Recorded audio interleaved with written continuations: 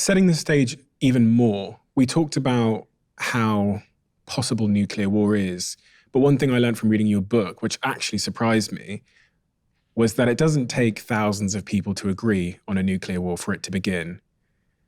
In the case of the United States, it only takes one person to make that decision, which I found quite unnerving, that there's one individual that could theoretically make the decision that would destroy the Earth. You're absolutely right. And this kind of thing is surprising to almost everyone. One of the things that I strive to do in my reporting is take very complex science and technology, military issues, and simplify them down for the layman, just for the average Joe or the average Jane. And I do that by interviewing the really smart, really knowledgeable people on those subjects.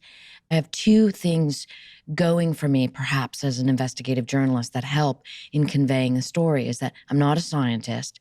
And so I can ask questions that the average person would ask, like really try and help me understand this, whatever this is. And then also that I have a real interest in making what is conveyed to me make sense to other people in their lives, right? So, and also perhaps make them realize, I never even stopped to think about the fact, how strange is it that the United States president, this is what you learn in the book and you're talking about, the United States president has sole presidential authority to launch a nuclear war. What does that mean? It's exactly like it sounds. What's so interesting is a lot of this stuff, this nomenclature that gets thrown at you, if you just break it down, it's solo, presidential, he's the POTUS, authority. He doesn't have to ask anyone for permission.